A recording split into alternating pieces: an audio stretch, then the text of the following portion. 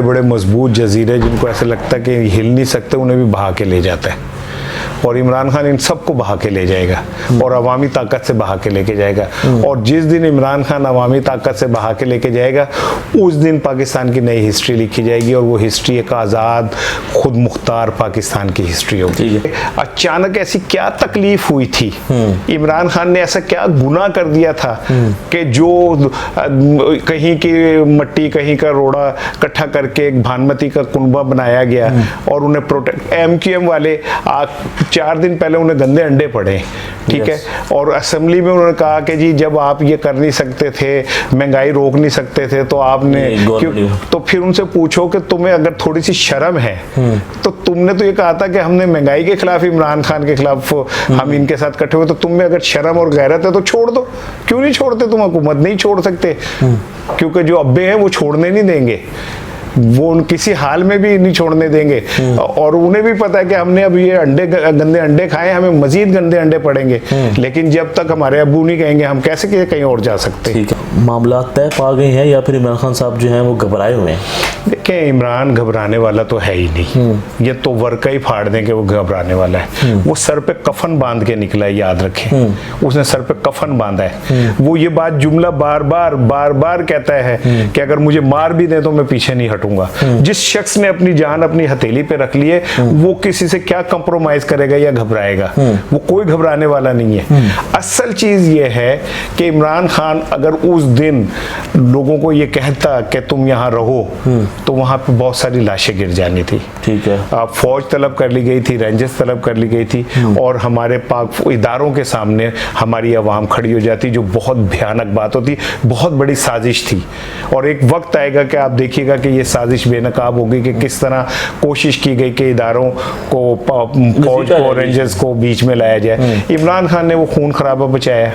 कुछ इमरान खान के इर्द गिर्द बहुत सारे ब्रूटस मौजूद हैं, गद्दार मौजूद हैं, मुनाफिक मौजूद हैं इमरान खान के गिर्द। बिल्कुल, इमरान खान के गिर्द मुनाफिक और गद्दार मौजूद हैं। सर आपको पता तो होगा, एक्सपोज हो गए। इमरान खान की खूबी है, आप कम समझते हैं इमरान खान को कि वो सादा आदमी है। इमरान खान एक जहाँ बहुत बहादुर आदमी है, जहाँ बहुत नडीर आदमी है, वहाँ वो एक कंप्लीट सियासतदान भी है। अच्छा, आपको ये कहना है कि ये जो लॉन्ग मार्च की उसके बाद लोग एक्सपोज हुए? बहुत सारे उसके इर्द गिर्द के लोग एक्सपोज हो गए। लाहौर में कौन कौन निकला? वो न्याजी बहादुर आदमी है, जुबैर न्याजी बहादुर आदमी है, ठीक है। वो निकला, सारा दिन मार खाता रहा, सारा दिन वो लगा रहा। डॉक्टर साहिबा को सल्यूट है। अंदलीप, उसके अलावा मुझे बताएं ये कागजी शेर थे कहाँ सारे? 5 बंदे लेके कोई कहीं से नहीं निकला, जिन्होंने इन लाहौर के हलकों से हजारों वोट लिए, लाखों वोट लिए, वो 100 बंदे नहीं निकाल सके, सिवाय वीडियो के ऊपर बयानात के। क्या किया किसी ने? इसमें कोई शक नहीं है। अरे सर, ये बताएं कि इमरान खान साहब के लिए आपने अपनी जो नौकरी है वो तो छोड़ दी, और बार हाँ ये आपको कहा जा रहा था कि इमरान खान के ख़िलाफ़ प्रोग्राम करें, और आप हर मरतबा जब ये प्रोग्राम करते थे नाज़रीन, तो मैं आपको ये बताता हूँ कि करंट जो है ना सिनेरियो ऊपर बात करनी होती थी, करंट अफेयर के ऊपर, तो ये वेदर के ऊपर बात करना शुरू कर देते थे। तो बड़े ये सर ये बताएं कि अब क्या करेंगे, अब किस तरफ जा रहे हैं? किसी प्राइवेट मीडिया सेल में जाएंगे, क्या करेंगे? देखिए, किस तरह गुजारा बसर किस तरह होगा, ये तो अब अल्लाह जानता है, और अल्लाह राज़िक है। और ये छोटे ये जो हकीर लोग जो लोगों के रिस्क छीनते फिरते हैं, ये समझते हैं कि वो रिस्क के मालिक हैं, इनकी तो हैसियत औकात ही कोई नहीं है। अल्लाह तो इंसान को वहाँ से अता कर देता है जहाँ से वो तवक्को नहीं रखता। लिहाजा मैं मुतमईन हूँ, मैं तवक्कुल मेरा बहुत मजबूत है। मायूस नहीं हो? नो, किस चीज़ का मायूसी? अगर सच्चाई के ऊपर, सच कहने के ऊपर आपको भूख भी बर्दाश्त करनी पड़ जाए तो कौन सी बुराई की बात है यार? बड़ी बात है, ठीक है। अरे सर ये बताएंगे, अब ये जो मौजूदा गवर्नमेंट है, आपको लगता है कि ये अपना जो टाइम है, मुद्दत है, वो पूरी कर लेगी? देखें, जितनी गालियाँ इन्होंने खा ली, पाकिस्तान की 75 साल की तारीख इकट्ठी करें तो इतनी गालियाँ 75 साल में किसी हुक्मरान को नहीं पड़ी जितनी ये 2 माह में पड़ गई हैं। और ये बात याद रखें कि जितनी फिटकार इन लोगों पे पड़ चुकी है ना, ये सारी जिंदगी इस फिटकार से बाहर नहीं निकल सकते।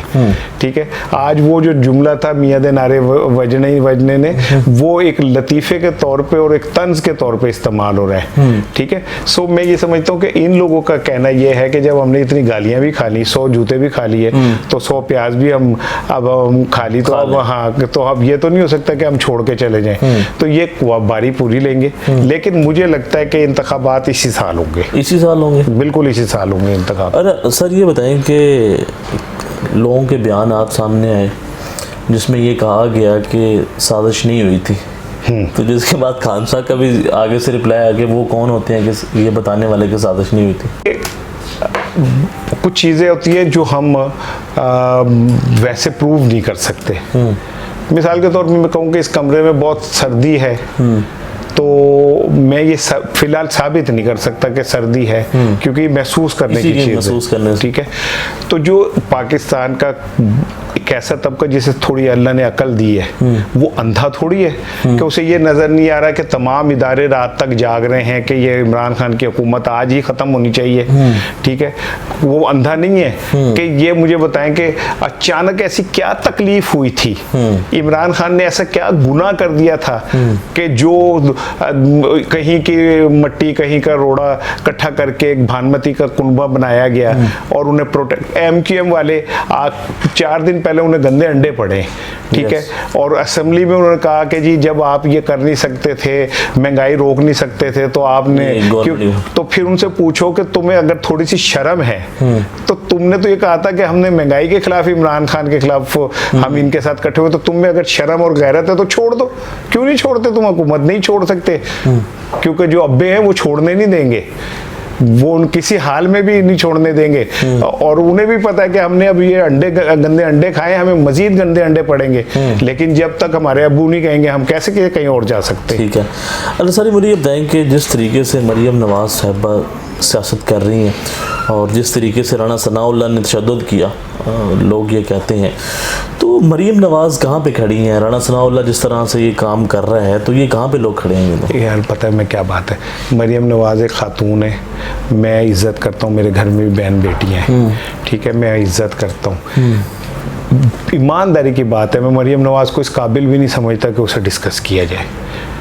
वो एक फ्रस्ट्रेटेड खातून है जिनके हाथ में कुछ नहीं है, शीन नून से निकल चुकी है, शहबाज शरीफ वज़ीर आज़म हो गया, उसका बेटा वज़ीर आला हो गया।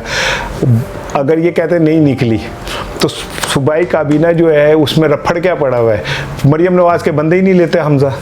सर यहाँ पे ये बड़ी सोचने वाली बात है कि कल तक तो शीन नून को निकाला जा रहा था, वो खुद निकल गई। हाँ, मैं वो ये कह रहा हूँ ना कि पंजाब काबीना में रफड़ पड़ा हुआ ये कि वो मरियम नवाज कहती है मेरे बंदे लो, और वो हमजा नहीं ले रहे हैं। वो मरियम की बहुत चहेती, क्या नाम है, वो जो पीपल्स पार्टी से गई थी, नून लीग में आई थी, बहुत बोलती हैं। उनके शौहर भी जो हैं वो पीपल्स पार्टी से गए हैं नून में। बड़ी खातून, बड़ा अच्छा बोलती हैं।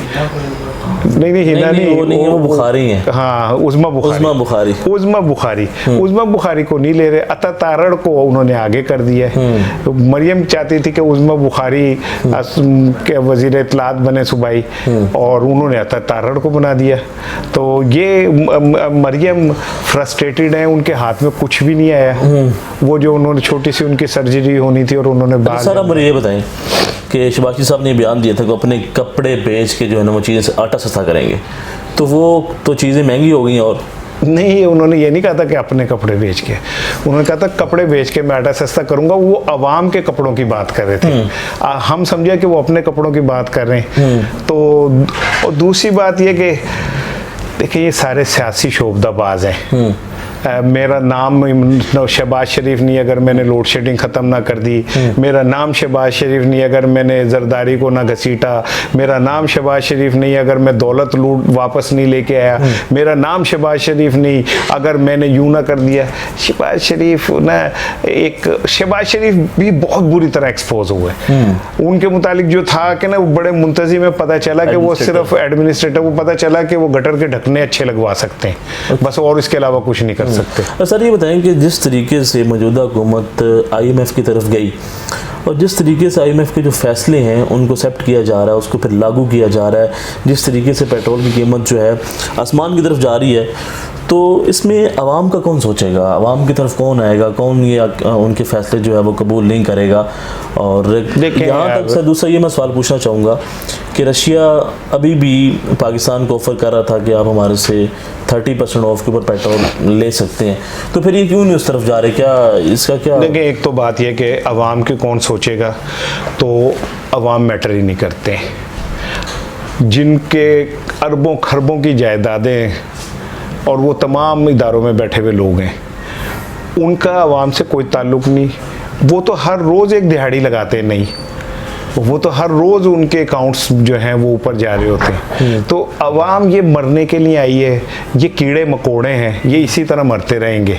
इनका ना पैदा होने का कोई फ़र्क पड़ता है, ना इनके मरने से कोई फ़र्क पड़ता है। ये सिर्फ इसलिए हैं यहाँ मौजूद कि इनके ऊपर हुक्मरानी की जा सके। इनका वजूद इसलिए ज़रूरी है कि इन पे हुक्मरानी की जा सके। और अब आ जाएं आप रूस की तरफ। तो आप रूस को छोड़ें, ईरान हमारा भाई है ना, उसने कहा कि जी वो तेल की पाइपलाइन बिछा ले, मैं बिछा के दे देता हूँ, आप मुझसे ले लें सस्ता तेल। लेकिन गुलाम कोई फैसला नहीं कर सकते। ये गुलाम इब्ने गुलाम है, ये अमेरिका की मर्जी के खिलाफ कोई फैसला नहीं कर सकते। इसका मतलब जो पुतिन ने कहा कि एक कॉलोनी है, हम कॉलोनी हैं।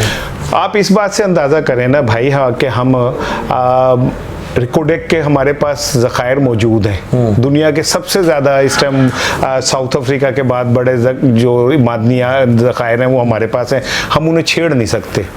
आपको याद होगा समुंदर से पेट्रोल निकल आया था और हमने बड़ा शोर मचाया था कि पेट्रोल मिल गया। हम उस पेट्रोल को हाथ नहीं लगा सकते। अचानक वो चीज़ें बंद हो गई, ख़त्म हो गई उसी दिन। 5 बजे प्रेस कॉन्फ्रेंस होनी थी, ख़त्म हो गई। इसलिए कि हम गुलाम लोग हैं, हम अपने मुल्क के अंदर कुछ नहीं कर सकते। IMF वर्ल्ड बैंक के मुलाजिम यहाँ के वजीर आजम लग जाते हैं। मोइन कुरैशी को कहा जाता है, वर्ल्ड बैंक का मुलाजिम था, उसे कहा जाता है कि आप वजीर आजम पाकिस्तान है, कल जाके वहाँ पे जाके चार्ज संभाल लें। ठीक है, मोइन कुरैशी को तो शलवार नहीं पहननी आती, वो तो लास्टिक डाल के उसमें गैलस लगा के पहन के आया था। ठीक है, फिर ये मुशर्रफ के दौर में जो वजीर आजम आया था, क्या नाम था उसका, शौकत, ठीक है, शौकत अजीज के क्या, शौकत अजीज, तो वो भी वहाँ पे वर्ल्ड बैंक IMF का मुलाजिम था। वो यहाँ आया, आके वजीर आजम बना, और जिस दिन उसकी मुद्दत खत्म हुई वो वापस चला गया।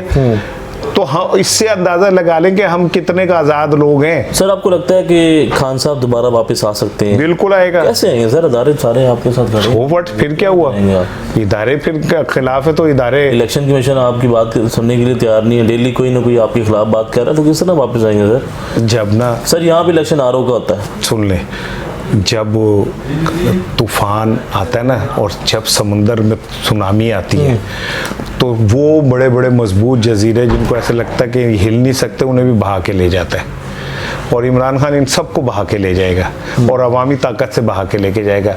और जिस दिन इमरान खान अवामी ताकत से बहा के लेके जाएगा, उस दिन पाकिस्तान की नई हिस्ट्री लिखी जाएगी, और वो हिस्ट्री एक आज़ाद खुद मुख्तार पाकिस्तान की हिस्ट्री होगी। ठीक है सर, ये बताएं कि आपको लगता है कि पिंडी के अंदर कोई 2 धड़े हैं? इमरान खान पेशावर क्यों जाके बैठा था, मेरे बस इतना सा मैं कहूँगा। यहाँ से लोगों को ये समझ लेना चाहिए। Sir thank you so much आपके वक्त देने का। नाज़रीन, आपने इनकी गुफ्तगू सुनी है। इनका ये कहना है कि पाकिस्तान के जिस तरीके से महंगाई बढ़ रही है, या फिर जिस तरीके से आवाम के साथ जो है वो जुल्म किया जा रहा है, किसी को आवाम की कोई फ़िक्र नहीं है। और जो लोग बैठे हैं इदारों के अंदर, जो लोग सियासत कर रहे हैं, उनके जो बैंक अकाउंट्स हैं रोज़ाना की बुनियाद के ऊपर ही जा रहे हैं, नीचे नहीं आ रहे हैं। और दूसरा इनका ये कहना है कि खान साहब के लिए मेरी एक नौकरी का सब कुछ कुर्बान है। और उनका ये कहना है कि खान साहब इंशाल्लाह दोबारा वापस आएंगे और दोबारा पाकिस्तान के लिए काम करेंगे और पाकिस्तान आगे बढ़ेगा। तो आज देख रहे हैं नया पाकिस्तान। अल्लाह हाफिज़।